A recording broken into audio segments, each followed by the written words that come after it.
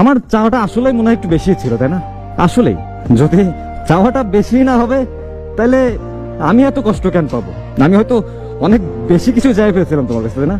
আমি জাস্ট তোমার বলছিলাম যে এখনকার এই যুগে মানুষ ছাইরা যাইতে একটা সেকেন্ড সময় নেয় না, মানুষকে ভুলতে একটা দিনে বেশি সময় লাগে না। কিন্তু আমি তো চাইছিলাম যে তুমি সারা জীবন আমার পাশে থাকো, সারা জীবন আমার কাছে থাকো। হয়তো আমার এই চাওয়াটাই সব থেকে বড় ভুল হয়েছে, তাই না? ফ্যামিলির প্রবলেম, টাকার সমস্যা, বন্ধু বান্ধবের থেকে কষ্ট, সবই ছিল লাইফে। আমি জাস্ট একটা পার্সনের মুখের দিকে তাকাইছিলাম যে এই মানুষটা হয়তো আমার জীবনে কষ্ট দেবে না। বাট আসলে আমি ভুল। আমি তোমারে সব থেকে বেশি ভালোবাসা সব থেকে বড় ভুলটাই করছি, বিশ্বাস করো। আমি আমার নিজের জীবনের থেকে তোমার বেশি ভালোবাসি, আর এটা তো আরো বড় ভুল। কারণ আমি হয়তো বুঝাই উঠতে পারি যারাই তুমি সব থেকে বেশি ভালোবাসবা সেই মানুষটা একটা সময় চলে যাবে, সেই মানুষটাই একটা সময় কষ্ট দিবে। এই জিনিসটা বুঝে উঠতে পারিনি।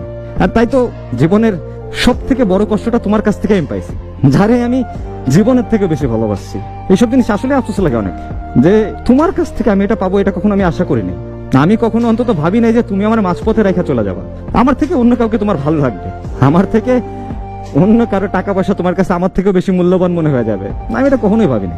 আমি, বিশ্বাস করো, আমি সবসময় একটা জিনিস ভাবতাম যে তুমি অন্তত 8-10টা মেয়ের মতো না, তুমি হয়তো একটু অন্যরকম, একটু হলেও তুমি অন্যরকম। কিন্তু আসলে আমি ভুল ছিলাম। আমার এই বিশ্বাসটা আসলেই ভুল, আর তোমাকে এই বিশ্বাস করাটা আমার সব থেকে বড় ভুল। যেখানে থাকো, যেভাবে থাকো, ভালো থাকো, এটাই চাও, আর কোনো কিছু নাই। জীবনের একটা পর্যায়ে যায়, মানে আমাদের বয়সের ছেলে মেয়েদের অনেক কিছুই হারাতে হয়, এটা স্বাভাবিক, অস্বাভাবিক কিছু না। একটা কথা কি মানেন, এই জিনিসটা চলে যাওয়ার পরেও জীবনে টিকে থাকতে হবে, জীবনে বেঁচে থাকতে হবে। বাবা মার জন্য হোক, আশেপাশের মানুষের জন্য হোক, চলে যাওয়া যাবে না। জীবনে স্ট্রাগল করে যেতে হবে, আর এই কষ্ট মেনে নিয়েই জীবনটাকে চালিয়ে যেতে হবে। এই একটা বুঝ না একটা বয়সের পর চলে আসে, যেমন 23, 24, 25-এর